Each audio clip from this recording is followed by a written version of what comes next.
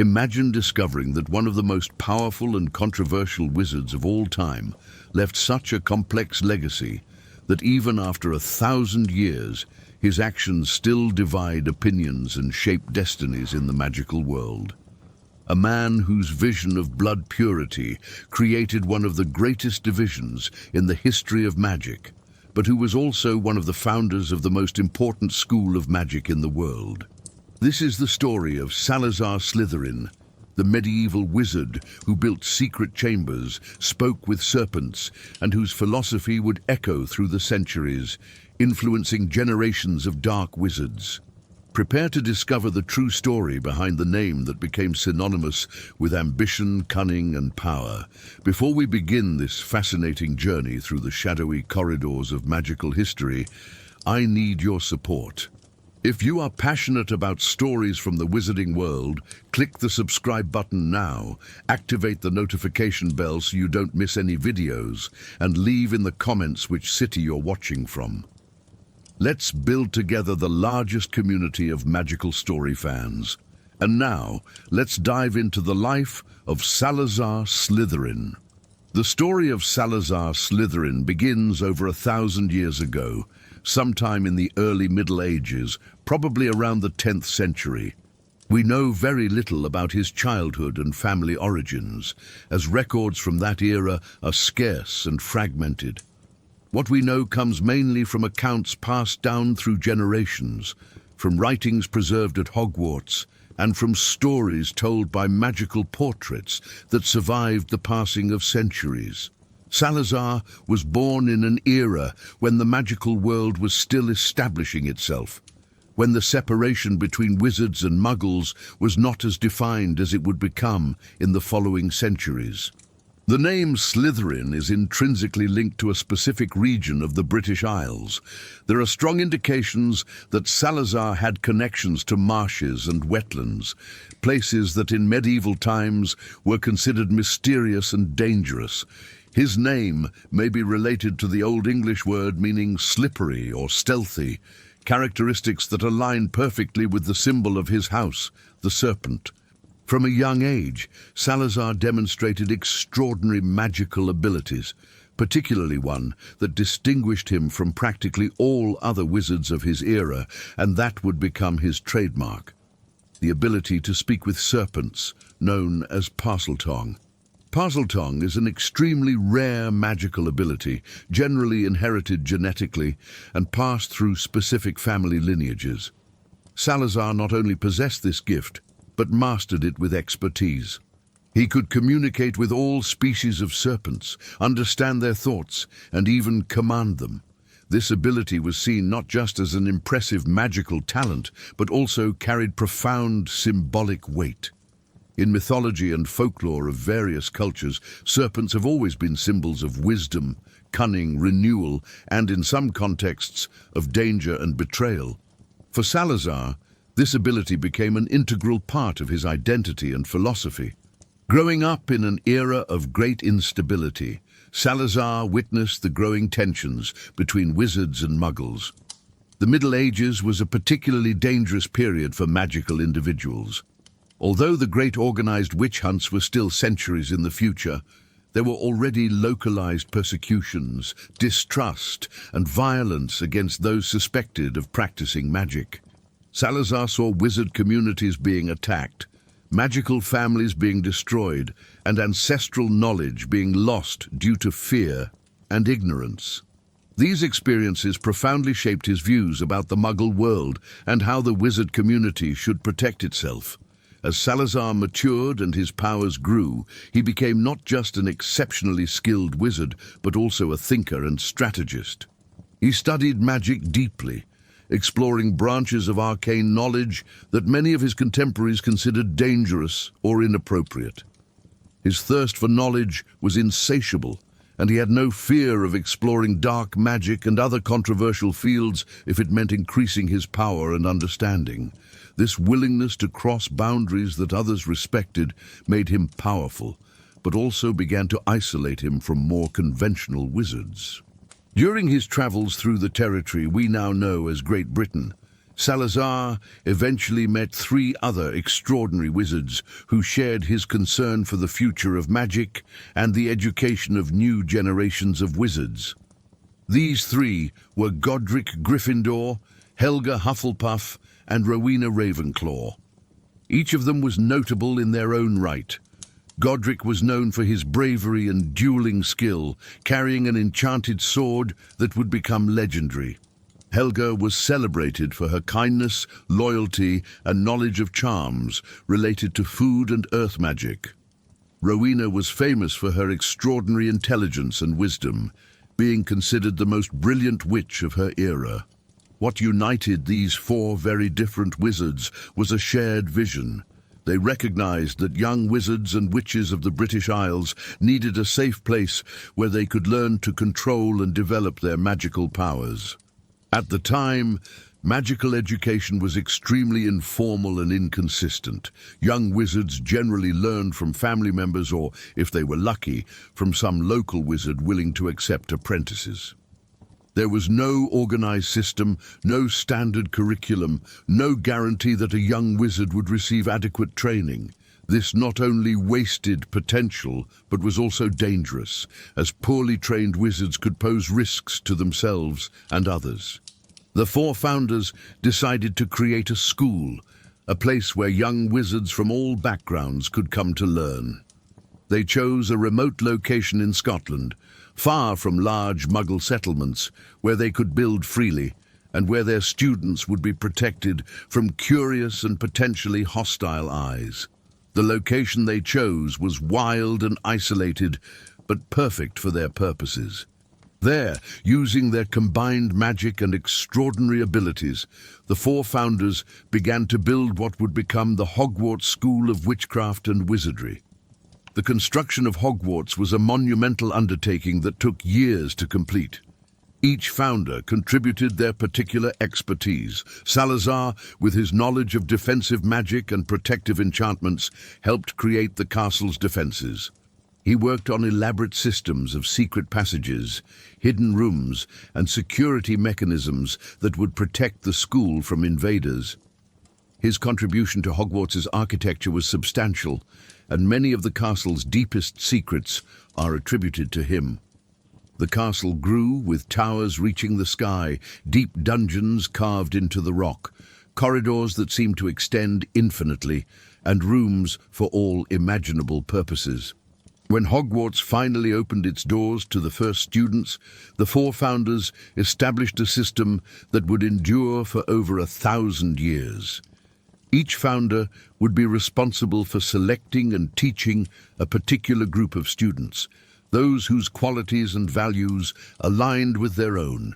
Godric Gryffindor chose the brave and daring, those with courage in their hearts. Helga Hufflepuff accepted all hard-working and loyal students, not discriminating by ability or origin. Rowena Ravenclaw sought the intelligent and wise, those with sharp minds and a thirst for knowledge, and Salazar Slytherin selected the cunning and ambitious, particularly those from wizard families, preferably of pure lineage. It was in this last characteristic that the seeds of conflict that would eventually divide the founders began. From the beginning, Salazar had strong opinions about who should be admitted to Hogwarts. He firmly believed that only students from magical families, particularly those without recent Muggle ancestry, should be taught. His justification for this position was multifaceted. First, he argued that Muggle-born wizards represented a security risk. They had connections to the non-magical world that could compromise the school's secrecy. Their Muggle families could, intentionally or not, reveal Hogwarts' existence to Muggle communities, putting everyone in danger. Furthermore, Salazar believed there was something fundamentally different and superior about the magic that flowed through pure lineages. He saw magic as a sacred inheritance, something that should be preserved and protected from dilution. In his view, each time a wizard married a Muggle, the magic in the lineage was weakened. Muggle-born wizards, in his perspective, were magical, but did not truly understand the culture, traditions, and essence of the wizarding world in the same way as those raised in magical families. He feared that, over time, the admission of many Muggle-borns would fundamentally change the nature of Hogwarts and wizard society as a whole. The other three founders disagreed with this position. Godric Gryffindor, in particular, strongly opposed Salazar's ideas. Godric believed that a person's courage and character were far more important than their lineage. He argued that some of the bravest and most talented wizards he had known were Muggle-born, and that excluding them would be not only unfair, but also a waste of magical potential. Helga Hufflepuff shared this inclusive view, believing that all who demonstrated magical ability deserved the chance to learn and develop their gifts. Rowena Ravenclaw, with her analytical mind, probably argued that intelligence and talent were not determined by lineage, and that some of the most brilliant thinkers could come from any background. During Hogwarts' early years, these philosophical differences caused tensions, but the four founders managed to work together because their shared vision of creating the school was greater than their individual differences. They developed systems and traditions that would define Hogwarts for centuries. They created the basic curriculum of magical subjects that students would learn. They established rules and behavioral expectations. They developed rituals and ceremonies that would mark the school year. And crucially, they created a method for selecting students for their respective houses that would continue functioning long after they themselves were no longer present. To solve the problem of how to continue selecting students appropriately for each house after the founders' deaths, they created an extraordinary magical object.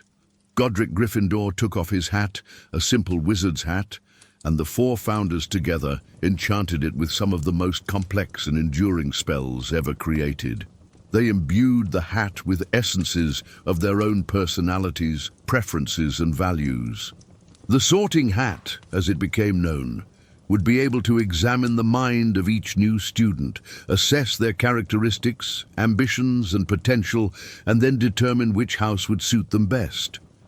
This was an extraordinary magical feat, creating an object with such a level of consciousness and judgment capacity that would function autonomously for over 1,000 years. Salazar contributed to the sorting hat like the others, but also ensured that his specific criteria for admission to Slytherin were clearly defined. The hat would look for cunning, ambition, strategic intelligence, determination, and a certain moral flexibility. Slytherins would be those willing to use any means to achieve their ends, those who valued greatness and power. But Salazar also made sure the hat would give preference to those of pure blood when possible, although this became a point of growing controversy. As the years passed and Hogwarts grew in reputation and size, tensions between Salazar and the other founders intensified. The central point of discord remained the question of Muggle-borns. Salazar saw each new Muggle-born admitted to Hogwarts as a betrayal of the principles he considered fundamental. The debates among the founders became more heated and frequent. Godric and Salazar, in particular, engaged in intense arguments about this matter. Two men of strong personalities and considerable powers, each inflexible in their convictions, eventually discovered they could no longer work together. What began as philosophical differences eventually transformed into personal enmity. Godric and Salazar, who were once colleagues and perhaps even friends, became adversaries. Accounts suggest there were direct confrontations between them, possibly even magical duels, although the exact details are obscure. What is clear is that the situation became unsustainable. Salazar realized he was alone in his position. The other three founders were united against him on the question of admitting Muggle-borns. He was outnumbered and, more importantly, realized that his vision for Hogwarts would never be realized while the other founders were in command. Eventually, Salazar Slytherin made a dramatic decision. He chose to leave Hogwarts, the school he had helped build, the institution in which he had invested years of work and in which he had placed so many of his hopes for the future of magic. His departure was neither quiet nor without consequences. Before leaving, Salazar took measures to ensure that his legacy and philosophy would not be completely erased from Hogwarts. He could not control who would be admitted to the school, but he could leave behind something that, in his mind, would protect Hogwarts from elements he considered unworthy or dangerous. In the depths of Hogwarts, in a location known only to him, Salazar built a secret chamber. This was not an ordinary room, but an extraordinary magical construction, hidden so deeply and protected so completely that none of the other founders discovered it before his departure. The exact location of the Chamber of Secrets was one of the best-kept secrets in Hogwarts history. It was built under the castle, accessible only through a hidden entrance that Salazar strategically placed where no one would think to look. The entrance was protected by magic that could only be accessed by someone who spoke Parseltongue, ensuring that only Salazar or his descendants, who would inherit this rare ability, could open it. Inside the Chamber of Secrets, Salazar left something truly terrible. He brought a creature that, according to legends, would be capable of purifying the school of those he considered unworthy. This creature was a basilisk, one of the most dangerous and feared monsters in the entire magical world. Basilisks are gigantic serpents that can live for hundreds of years. They possess venomous fangs whose venom is almost always fatal, but their most terrible power lies in their eyes. The direct gaze of a basilisk kills any living being instantly. Salazar, with his mastery of Parseltongue, was one of the few people who could control such a creature. He created the basilisk specifically to serve as guardian and executioner. According to the legends that circulated in Hogwarts over the centuries, Salazar intended that one day one of his descendants would return to the school, open the Chamber of Secrets, and release the basilisk to eliminate Muggle-born students, thus completing the vision of purity he could never realize in life. After hiding the Chamber of Secrets, Salazar Slytherin left Hogwarts forever. Records about what happened to him after his departure are scarce and contradictory. Some accounts suggest he traveled to distant regions, perhaps even outside the British Isles, continuing his studies of dark magic and the dark arts. Others suggest he tried to establish his own school somewhere, an institution that would strictly follow his principles of blood purity, although there is no evidence that such a school actually existed or survived. What we know for certain is that Salazar established a family lineage. He had descendants who carried his name, and more importantly, his rare ability to speak with serpents. The Slytherin family continued to exist for several generations after his death, maintaining traditions of blood purity and pride in their ancestry. Over time, however, the direct Slytherin family line was diminishing. Eventually, a point came when there was no one left with the Slytherin surname, and many believed the lineage had become extinct. However, the lineage did not disappear completely. It continued through female descendants who married into other ancient wizard families. One of these families was the Gaunt family, a pure-blood lineage that was enormously proud of their descent from Salazar Slytherin. The Gaunts preserved the ability of Parseltongue through the generations, although over the centuries the family declined into poverty and instability. They became obsessed with blood purity to the point of practicing inbreeding, which led to mental and physical health problems in later generations. Back at Hogwarts, after Salazar's departure, the three remaining founders continued to run the school. Slytherin House remained, continuing to accept students who demonstrated the qualities that Salazar valued, although now without the strict restriction of accepting only purebloods. Over the centuries, Slytherin produced many notable wizards, some admirable in their achievements, others who followed darker paths. The house gained a reputation for producing ambitious and powerful wizards, but also for being the origin of many practitioners of dark magic. The legend of the Chamber of Secrets persisted at Hogwarts throughout the centuries. Generations of students heard stories about a chamber hidden somewhere in the castle, left by Salazar Slytherin, containing a terrible monster that would one day be released to purge the school of Muggleborns. For centuries, these stories were treated as exactly that: stories, urban legends told to frighten first-year students. Many headmasters of Hogwarts over the centuries searched for the chamber, but no one managed to find it. Some began to doubt it really existed. However, the Chamber of Secrets was very real, and the basilisk inside it remained alive during all that time, sustained by the magic that Salazar used to create it and feeding on small animals that ventured into the plumbing systems under the castle.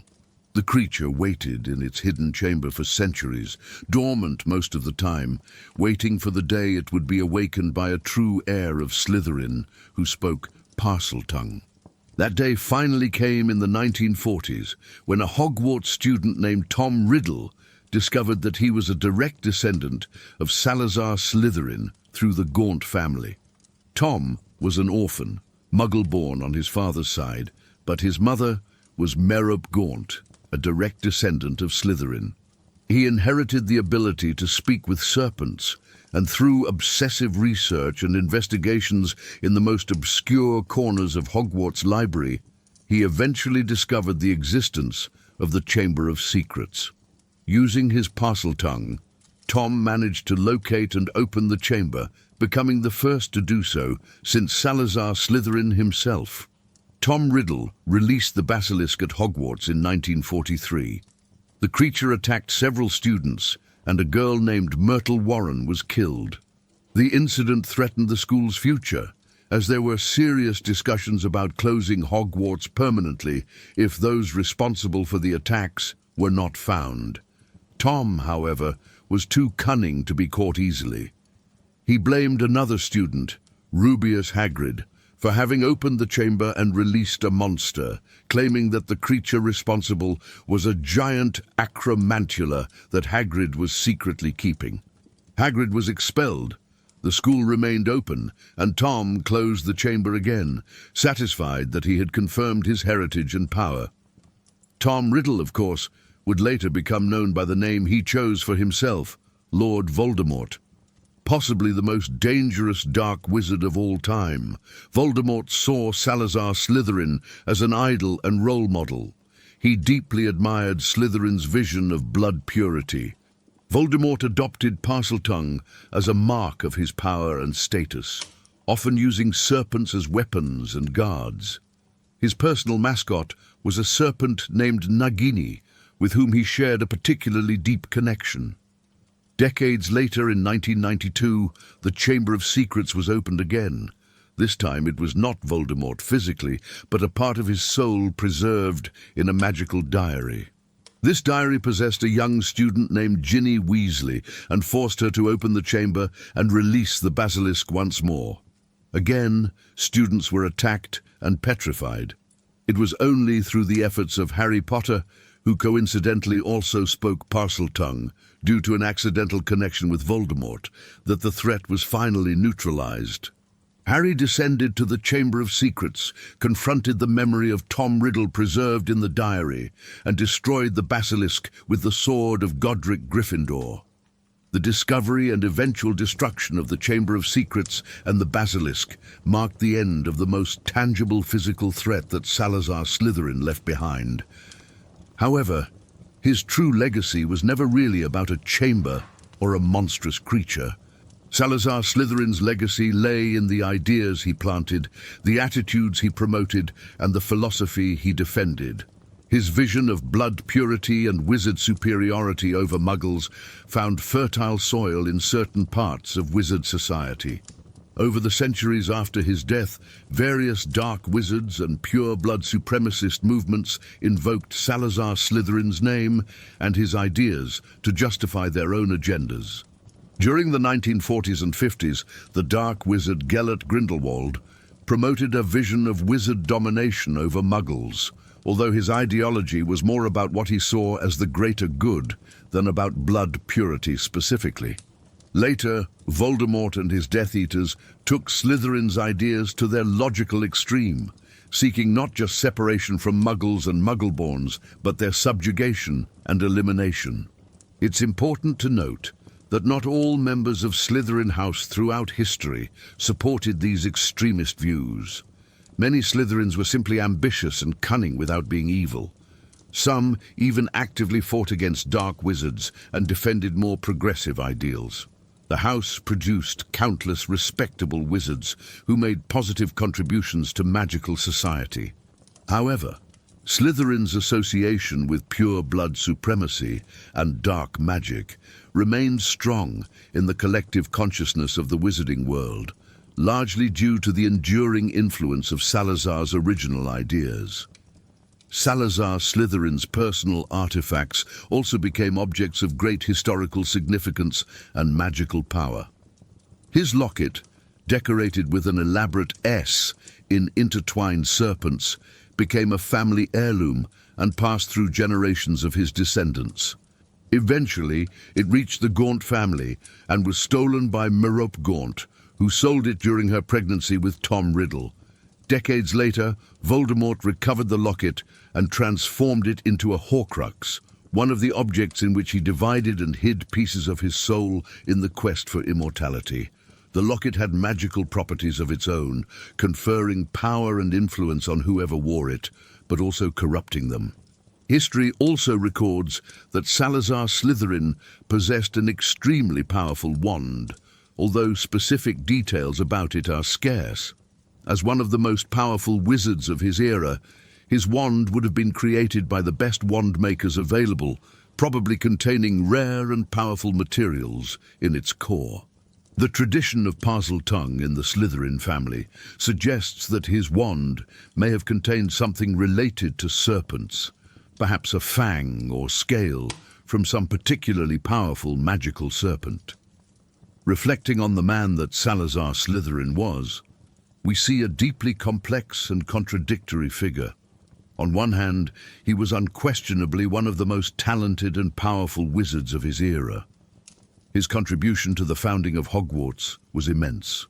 The magical defenses he helped create protected generations of students. The secret passages and security systems he built made Hogwarts one of the safest places in the magical world. His knowledge of magic was vast and deep, encompassing fields that few others dared to explore. On the other hand, his beliefs about blood purity and his willingness to create something as dangerous as the Chamber of Secrets and the Basilisk reveal a dark and intolerant side. Salazar was willing to kill innocent children simply because they were born to Muggle parents. This willingness to commit mass murder based on circumstances of birth over which the victims had no control is morally indefensible by any reasonable ethical standard. His actions planted seeds of division and hatred that would cause suffering for over 1,000 years. It's tempting when looking at history to try to understand the context in which Salazar lived. The Middle Ages was a brutal and violent period. Wizards really did face persecution from Muggle communities. Salazar's fear regarding Muggles was not completely unfounded, given the historical environment. However, his response to that fear, creating an ideology of supremacy based on lineage and building mechanisms for the elimination of those he considered inferior, was a choice he made. Other powerful wizards of the same era, including the other three founders of Hogwarts, faced the same challenges and fears, but chose different paths.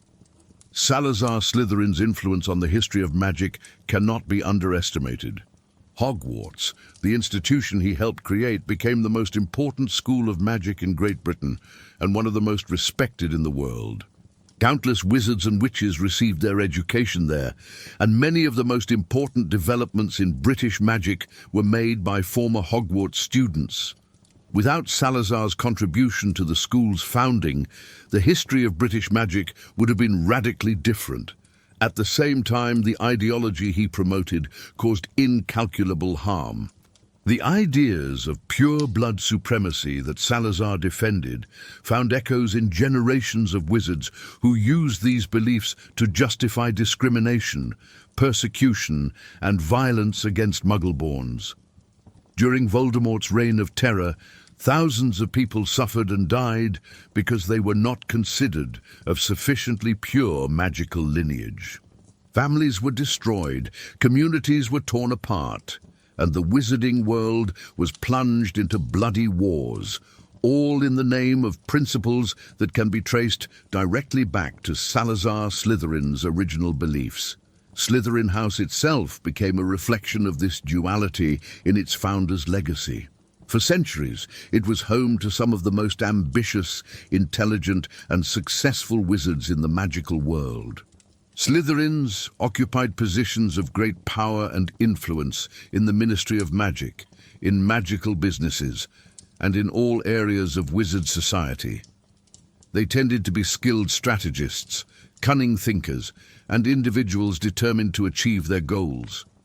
These characteristics in themselves are neither good nor bad, but simply tools that can be used for noble or nefarious purposes.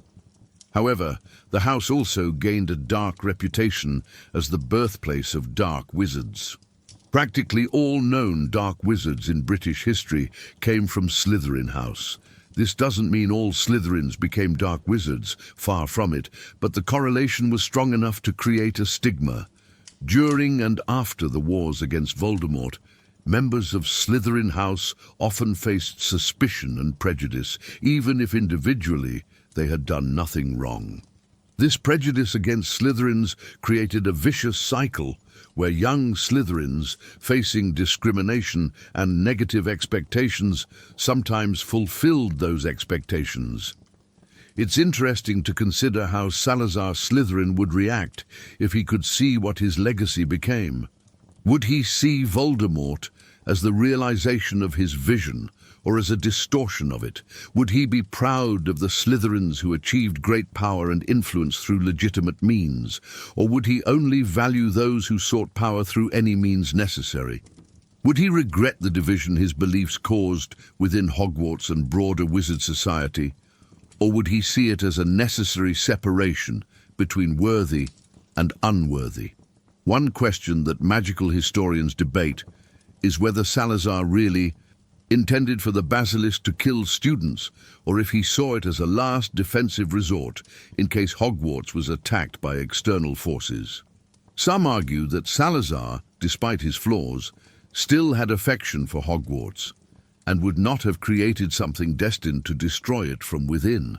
They suggest that the story of the Chamber of Secrets was distorted over the centuries, and that the Basilisk's original purpose was different from what legends suggested.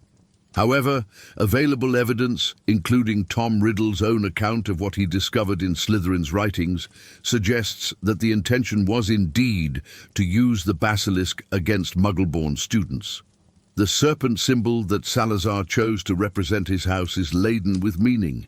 In many cultures, serpents represent wisdom, renewal, and transformation, but also betrayal, danger, and death. The serpent can shed its skin, being reborn in a new form, an appropriate metaphor for ambition and reinvention. Serpents are patient, waiting for the right moment to strike, just as Slytherins are known for their strategic patience. They are often misunderstood and feared, just as Slytherin House was often misinterpreted. The symbol chosen by Salazar perfectly captured both the admirable and dangerous aspects of his philosophy and his house. Slytherin's colors, green and silver, also carry symbolism. Green can represent ambition, but also envy. It can symbolize growth and life, but also poison. Silver represents elegance and sophistication, but can have connotations of coldness and emotional distance. These colors, combined with the serpent symbol, created a visual identity for Slytherin that was simultaneously attractive and slightly sinister, a duality that reflected the complex nature of its founder's legacy. The teaching methods that Salazar employed during his years at Hogwarts were, by the standards of his era, quite advanced. He not only taught spells and potions, but emphasized understanding the underlying principles of magic. Salazar believed that truly powerful wizards needed to understand not just the how, but the why of magic. He encouraged his students to question, experiment, and push the boundaries of what was considered possible. This approach produced exceptionally skilled wizards, but also wizards who sometimes lacked moral restraints in their magical explorations. Salazar was particularly talented in occlumency, the magical art of protecting the mind against external invasion, and legilimency, the ability to extract feelings and memories from another person's mind. These abilities were perfectly suited to his philosophy of cunning and secrecy. He valued the ability to hide one's own thoughts while discovering the thoughts of others. He likely taught these arts to his most talented students, creating a tradition within Slytherin of valuing mental control and thought privacy. His expertise in protective enchantments and defense was legendary. The defenses that Salazar created for Hogwarts were so complex and powerful that many of them still functioned 1,000 years later. He deeply understood how layers of magical protections could be woven together to create almost impenetrable security systems. This knowledge probably included magic that many of his contemporaries would consider too dark or dangerous, again demonstrating Salazar's willingness to explore areas of magic that others avoided. Salazar's relationships with the other three founders are a fascinating aspect of his story. With Godric Gryffindor, he had what appears to have been initially a friendship, or at least mutual respect, that eventually soured into open hostility.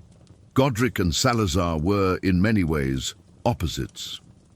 Godric valued open and direct courage, while Salazar preferred strategy and subtlety.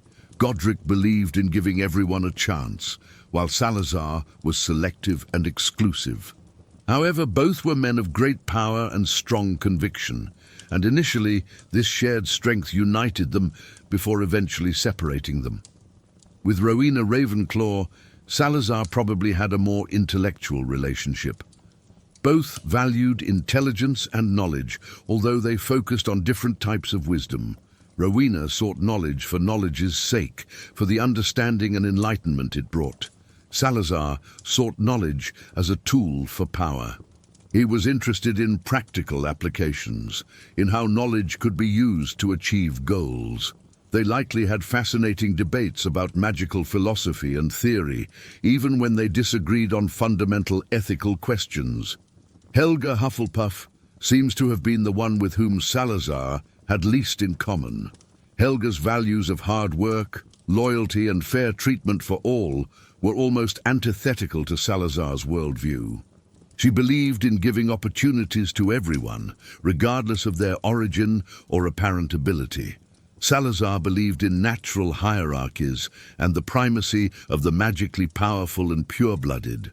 However, it's possible that Helga, with her peaceful and diplomatic nature, served as mediator during conflicts between Salazar and the other founders, at least for a time.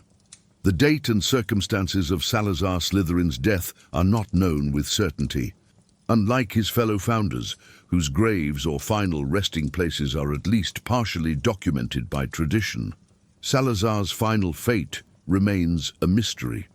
Some speculate that he was buried in some secret location marked by Parselmouth, accessible only to his descendants. Others suggest he may have tried to create his own form of immortality, perhaps experimenting with magics that would later inspire the creation of Horcruxes.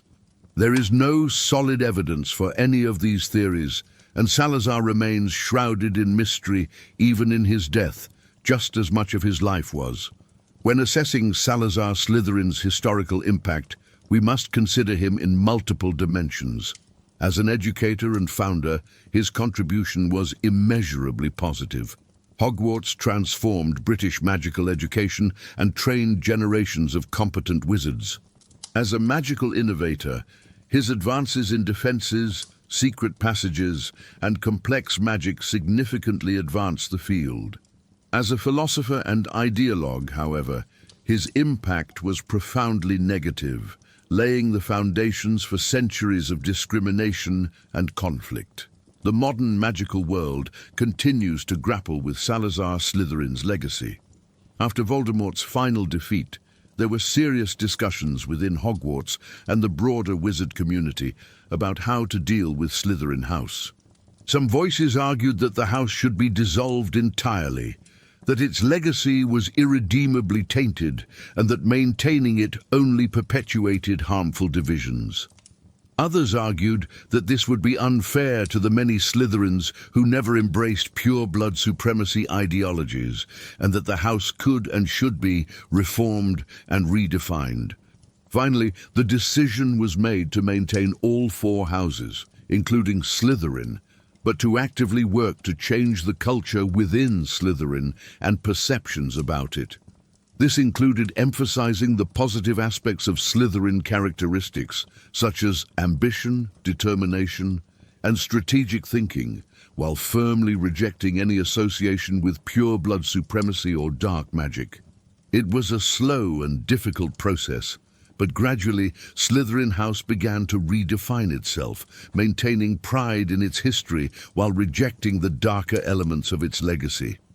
One of the most interesting aspects of Salazar's legacy is how different people throughout history interpreted and used his ideas.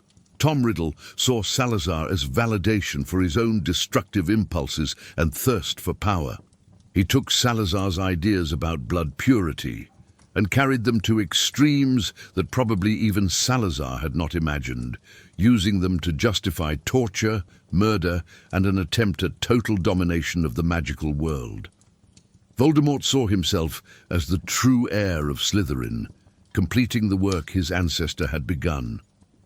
Other descendants and admirers of Slytherin over the centuries interpreted his legacy in more moderate ways.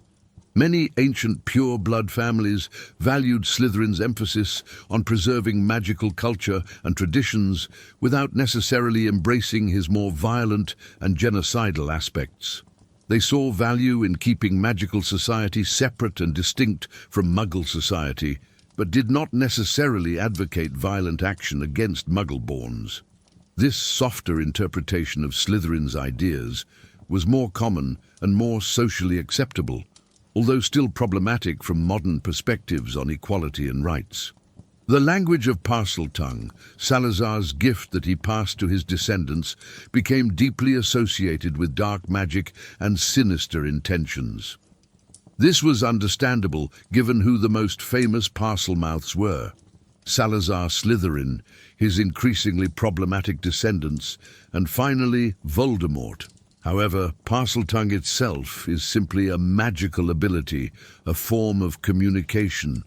It's not inherently evil, although historical associations made it extremely difficult for any Parselmouth to avoid suspicion and fear from others. The magical knowledge that Salazar possessed, particularly in areas considered dark or forbidden, raises questions about the limits of knowledge and learning. Salazar clearly did not believe that any knowledge should be restricted or forbidden. He explored all avenues of magic that sparked his interest, regardless of how dangerous or morally questionable others considered them. This unlimited pursuit of knowledge led to genuine discoveries and innovations, but also to creations like the Basilisk in the Chamber of Secrets that caused terrible suffering. This tension between freedom of inquiry and safety, between seeking knowledge and recognizing ethical limits, is a question the magical world continues to face. The Ministry of Magic maintains restrictions on certain forms of magic, designating them as dark arts and prohibiting their use. Critics argue that this simply pushes such knowledge underground, where it's exploited without oversight or ethical guidance. Defenders argue that some forms of magic are simply too dangerous to be widely known. The example of Salazar Slytherin, a brilliant wizard whose unrestricted knowledge led to the creation of something deadly dangerous, is often cited in these debates. Salazar's architectural and physical contributions to Hogwarts deserve special mention. The dungeons where the Slytherin common room is located were largely designed and built by him. These underground spaces, with their stone walls and cold atmosphere, reflect Slytherin's aesthetic. They are secretive, protected, separated from the other areas of the castle.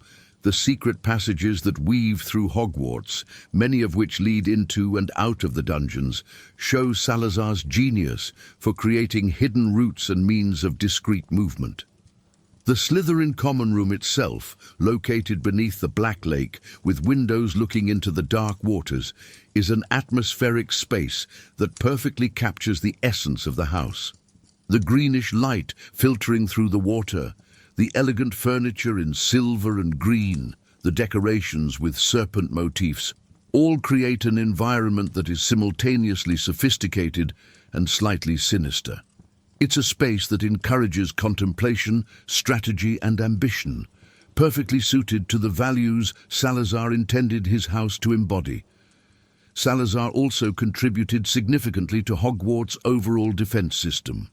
The protective spells he wove into the very fabric of the castle endured for centuries. These included defenses against apparition within the school grounds, protections against invasion spells, and alert systems that would notify teachers about intrusions. His understanding of layered defenses, where multiple protection systems overlap and reinforce each other, was far ahead of his time and set standards that other magical defenders would study and emulate for centuries. It's important to recognize that while Salazar Slytherin is remembered primarily for his negative aspects in the modern magical world, during his own lifetime and for centuries afterward, he was widely respected and even admired. It was only with the benefit of historical hindsight, seeing how his ideas contributed to terrible conflicts, that the view of him changed. In medieval magical society, views about separation of wizards and muggles were much more common and accepted. Salazar's position, although extreme, was not unique. What distinguished him was his willingness to act on these beliefs in dramatic and enduring ways. As we come to the end of this journey through the life and legacy of Salazar Slytherin, we are left with a figure of profound contradictions, a wizard of immense power and genuine achievements, but also of deep prejudices and morally condemnable actions.